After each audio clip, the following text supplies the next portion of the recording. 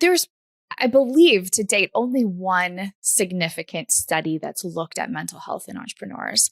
And that's by Michael Friedman, who is he has a joint appointment at UC Berkeley and UC San Francisco. Wonderful psychiatrist, personal friend. And he's the one who has dived into this question. So the research does suggest that, or his research, to be specific, suggests that there are higher levels of bipolar disorder and ADHD in entrepreneurs than there is in the general population. And there's some evidence that entrepreneurs in general are a little bit more worried about their mental health than other folks. So when you ask an entrepreneur, hey, are you worried about yourself? Are you worried about what's going on between your ears? In his research, 72% of them said yes. I'm a little worried about how it's feeling to be inside of my brain right now. Wow. Which is, again, it's higher than the general population. Does that mean that entrepreneurs are they more mentally ill, or they're having more mental health issues? I'm not sure that it does. I think that one of the ways that we break down when we have a conversation about mental health is about normal and divergent. And when we are looking at how brains function, the more neurodivergent a brain is, the more, creative, outside of the box, nonlinear. In some ways, it's seeing opportunities and has these extra capacities and superpowers that may show up in entrepreneurs more often.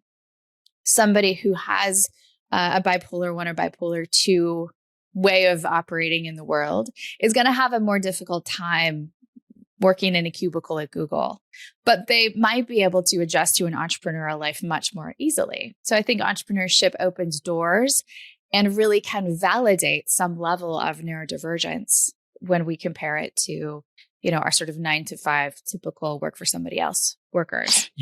You just get the gold star for using neurodivergent twice in one episode. It's the first time I've ever heard neurodivergent in like 350 episodes. So you, my dear, get the gold star. Awesome. So I want to go further on this, because the other thing I've heard, and again, I don't have any hard data, and I'm hoping you might, is that entrepreneurs have a proclivity towards substance abuse.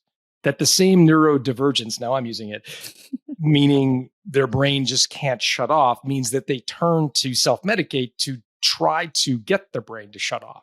Have you seen anything to suggest that that's more than just a subjective sort of observation on my behalf? Yeah, I think Freeman's research does suggest that entrepreneurs are more likely to have a history of substance abuse. And I think in some ways, that's where we're getting into personality type.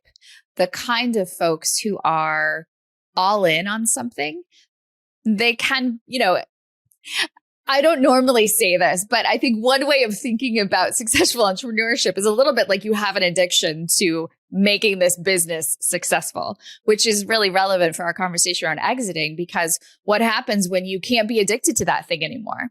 Mm-hmm. And so that ability to be hyper-focused, or to have a brain that is organized around the satisfaction, the dopamine hits that come from little successes in a business, is not that different from a brain that's really satisfied by that next shot, or that next hit, or that next sort of chemical infusion of experience. Entrepreneurs also are really high on something called openness to new experience. They're longing for and looking for novelty. And so that's a little bit of what could be a sort of underpinning of addiction, healthy addiction and less healthy addiction.